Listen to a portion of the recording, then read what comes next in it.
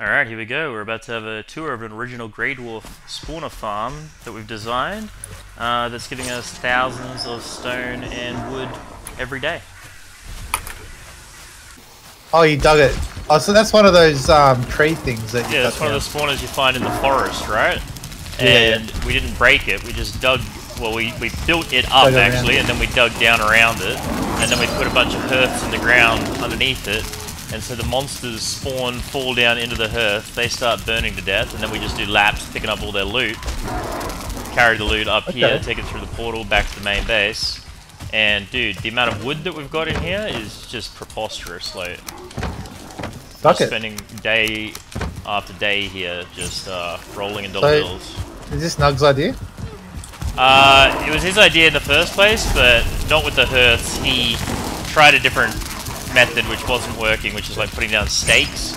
But the problem is every time a creep runs into a stake, the stake takes damage, so you have to constantly repair them. Yeah, I didn't realise they took damage from fire, NPCs. So. Does the hearth need to be fed with wood? Yes, they do, but this develops its own wood because the Greydwarfs drop wood. And occasionally you just walk around with your hammer and just make sure everything's so stone walls, and then you've got 1, 2, 3, a lot of hearths in there. Like 6 of them or something. Yeah. So we took a stone cutter from main base, brought it over here. So occasionally you have to walk around and fix things because the brutes spawn and swing their clubs. Originally we started doing it with a wooden perimeter, but the stone perimeter makes it so much stronger. And then you can just walk through, repair the hearths. You don't really take much damage from fire, it seems, or at least I don't. No, I didn't take that much damage. And then, yeah, at the moment we're just developing a roofing system so if it rains, the hearths don't get put out. So that'll go over the top here. You can't cover over where that we've built up the pillar, so this central part here, behind this wall, is the spawner. Break it out. See just there? But you can't cover the roof of that, or things stop spawning. So we can't roof the very center part, so we're gonna have to get a little fancy with roofing it so we can roof it and not put out the fires, but we'll do it. Oh, because of rain? Yeah, because the rain will put out fires otherwise without a roof over the top, but you can't put a roof over the spawner and have things still spawn, so... Right. We're just going to make it so that the rain only falls on the very center. Well, we better take advantage of it before they patch this. Well, this is just a clever idea, right? Yeah, but they might patch it because it kind of like destroys the game dynamics that they... I'm not saying it's our fault. I agree, let's pick up as much wood as we can get. And then a 2-star brute spawned on top of the raised ground pillar supporting the spawner, started swinging his club at the wooden structure around the spawner itself, broke the spawner, so we had no spawner, we had to go find another spawner and start all over again. Spot on. That square, look how narrow the point is that the thing's sitting on. Nice and so round. You didn't raise it up, you just dug it down? Yeah, I dug it down there. Yeah. A nice pit you got there. And as you can see, here I am building a roof on the second spawner we found. A little bit more effective this time, but let's just watch this roof build in 10 times speed.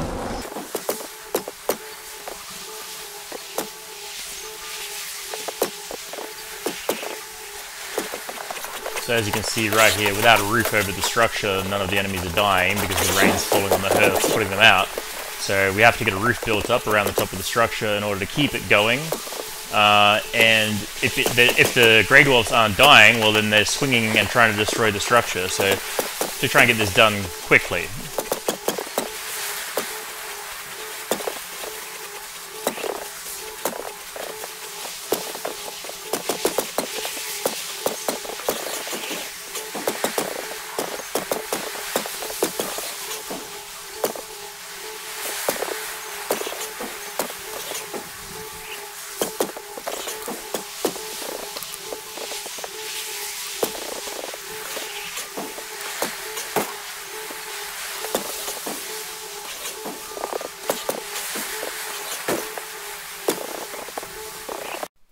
So as you can see here, the purpose of building the roof is so that the hearths don't go out in the rain like they were previously, having this roof structure built over the top of the spawner itself. However, the actual spawner needs to have daylight above it. So looking up here in the top middle, you can probably see there's a small gap.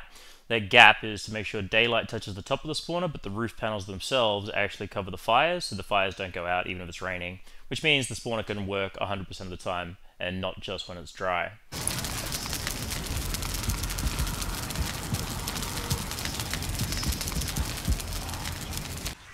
And here we are, finished product. Go for a quick walk around the outside so you can see how it's built. As you can see in there at the moment, Greydwarf spawning and dying. Loot builds up around the fires in the center, so you have to run through the fire to collect the loot, but you don't really seem to take much damage from fire, so it's not really an issue. You'll see here in a minute, the spawn rate seems to change a little bit. It's on and off. Sometimes you get lots of them spawning quickly, like it's about to happen here.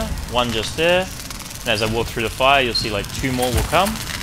Sometimes it's a little bit slower, but overall, we're collecting wood, resin, and stone.